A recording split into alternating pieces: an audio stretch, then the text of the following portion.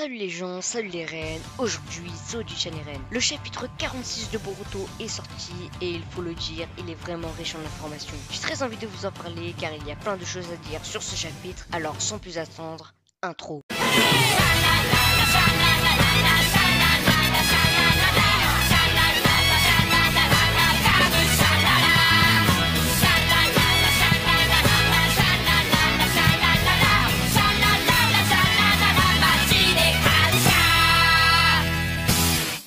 Le chapitre commence avec la réaction de Jigen face à Kachin Koji qui lui avoue qu'il a depuis le départ été conçu pour le tuer. Comme à son habitude, Jigen a une réaction très calme et on le voit très bien à cette phrase où il dit « Tu veux me tuer ?» avec un ton même un peu arrogant. Et il dit ensuite « Tu prétends avoir été créé pour cela ?» Et Kachin Koji lui répond en fait que c'est sa raison de vie et prédit même l'unique sens de sa vie. Suite à cette phrase, on passe directement sur un autre plan où on a Naruto, Shikamaru, Amado et tous les autres qui sont en fait en train de suivre cette scène depuis Konoha grâce à cette fameuse grenouille. Mais cependant, Shikamaru et Naruto ne comprennent plus rien. Ils se demandent pourquoi veut-il s'entretuer alors qu'ils sont dans la même organisation. C'est à ce moment-là que Amado leur avoue que Kachin Koji et lui, ils ont fait exprès d'être les alliés de Jigen depuis le départ pour atteindre leur but suprême, le vaincre. C'est une information qu'on connaissait déjà depuis le chapitre précédent, mais que Naruto ignorait encore. Shikamaru lui s'en doutait, mais il n'était pas encore sûr. Mais Amado leur dit aussi que suite au combat de Naruto et Sasuke contre Jigen avait perdu beaucoup d'énergie et que c'est donc le moment de l'éliminer. Suite à ça, on a un retour à la scène Jigen Kachin Koji où on a en fait un dialogue entre les deux hommes sans trop d'importance où Jigen reproche à Kachin Koji de n'être qu'un outil d'Amado, mais ça n'a pas l'air de déranger Kachin Koji car il lui répond qu'un shinobi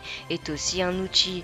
Par contre, contrairement à Kachin Koji, la réponse de ce dernier déplaît complètement à Jigen et le combat tant attendu et teasé depuis déjà un certain nombre de chapitres commence. Alors je ne vais pas vous raconter le combat en détail, mais je voulais vous faire partager un détail qui m'a un peu choqué. Plusieurs planches après le début de ce combat, on voit Jigen qui rétrécit pour échapper à un coup de poing de Kachin Koji. Mais il me semble que c'est la première fois dans Boruto ou encore Naruto qu'on a un rétrécissement comme ça d'un personnage. N'hésitez pas à me dire en commentaire si je me trompe, mais je pense vraiment que c'est la première fois qu'on voit ça. Mais ce qui m'a encore plus choqué, c'est qu'il n'y a pas eu de réaction de la part de Kachin Koji sur cette nouvelle technique. Juste après ça, Jigen dit à Kachin Koji qu'il a l'air déterminé à le tuer et qu'il faut qu'il se prépare à se faire tuer. Kachin Koji lui dit alors « Je vous retourne ses propos, sire Jigen, ou devrais-je dire Ishiki Otsutsuki. » Et là, on a enfin le nom de l'Otsutsuki à l'intérieur de Jigen, et c'est un fameux Ishiki. Naruto se demande qui est Ishiki Otsutsuki, et Amado explique alors qu'il y a longtemps, Ishiki est venu sur Terre d'une planète très lointaine accompagné de Kaguya Otsutsuki dans le but de récupérer le fruit du chakra de l'arbre divin. Cependant,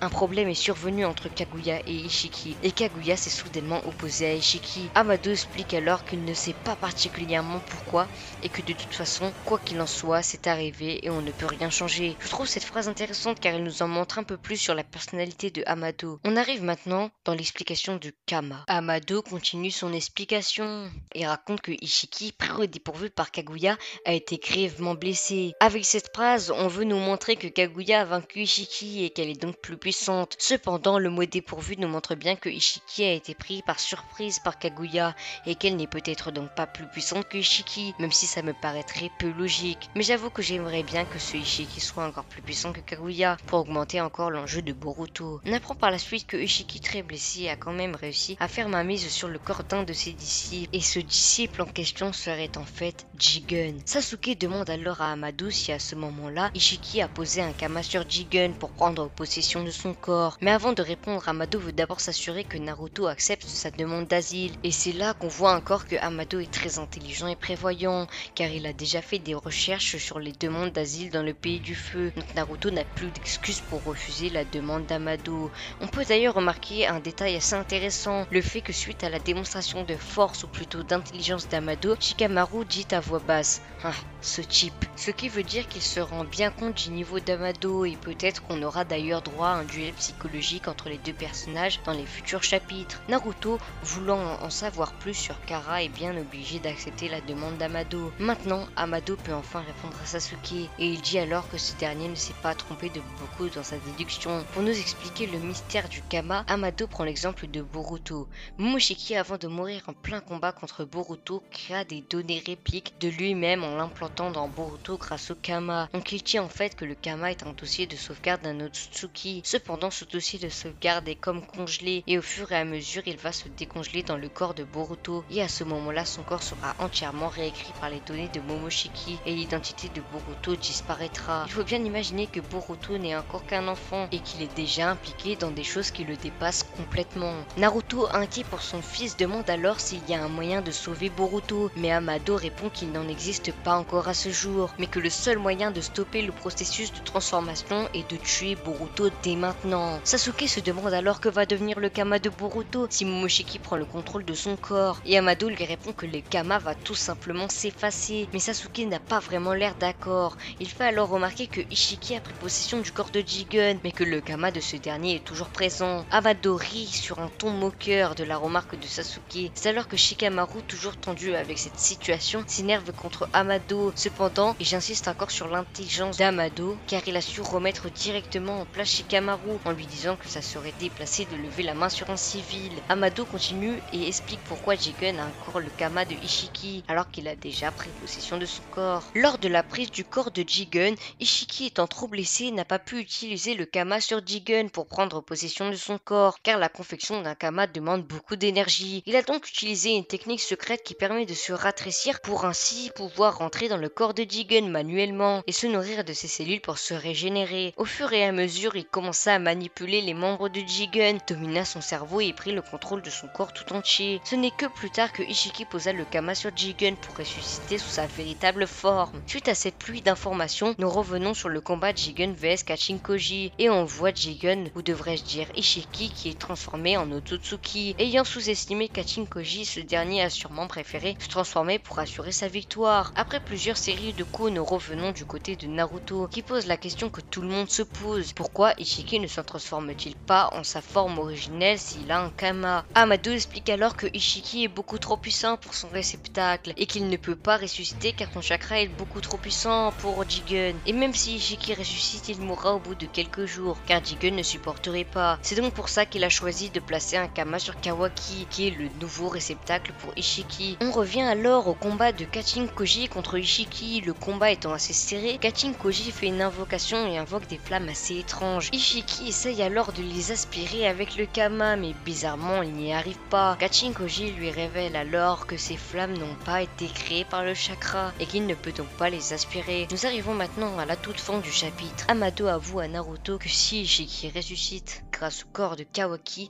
ce sera la fin du monde, mais que toutefois, il va leur donner le moyen pour tuer un Otsutsuki. Avant de finir cette vidéo, je voudrais revenir sur plusieurs points qui m'ont interpellé durant ce chapitre. Premièrement, la technique dite secrète utilisée par Ishiki pour rentrer dans le corps de Jigen ne serait-elle pas la même que celle qu'avait utilisée Ishiki pour éviter le coup de poing de Kachin-Koji en début de chapitre? Personnellement, je suis presque certain que c'est la même technique, et à ce moment-là, je trouve ça vraiment intéressant d'intégrer une nouvelle mécanique à l'univers de Naruto, car depuis les outils technologiques ninja, on n'avait pas encore eu de grosses nouveautés comme celle-ci, et cela nous montre que l'univers Naruto peut encore être développé. Maintenant, revenons sur la théorie comme quoi Ishiki serait encore plus puissant que Kaguya. Cette théorie se concrétise avec la peur qu'Amado éprouve quand il parle de Ishiki, comme quand il dit « ce serait la fin du monde ». On peut déjà estimer que si Ishiki reprend sa forme originelle, il dépasserait de loin la puissance actuelle de Sasuke et Naruto réunis. Pour finir, parlons des flammes qu'a invoqué Kachin-Koji à la fin du chapitre. Il est possible que ces flammes soient les flammes produites par la technique de l'Amaterasu, mais si c'était le cas, Mekio Okimoto les aurait dessinées de couleur noire. Ou alors peut-être que ces flammes sont totalement nouvelles à l'univers Naruto et qu'on aura le droit encore une fois à une nouvelle technique. Pour finir, je pense que ça serait bien que le moyen de tuer Ishiki et qu'un autre Otsutsuki le tue,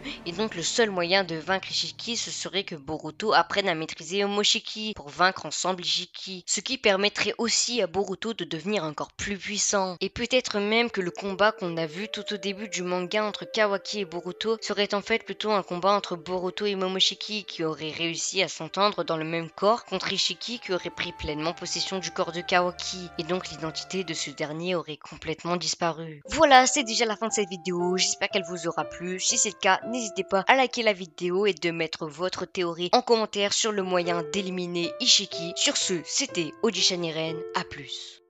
いつか以降前生命も認み開拓の感情にハイタッチして時間にキスを5次元にからかわれてそれでも君を見るよ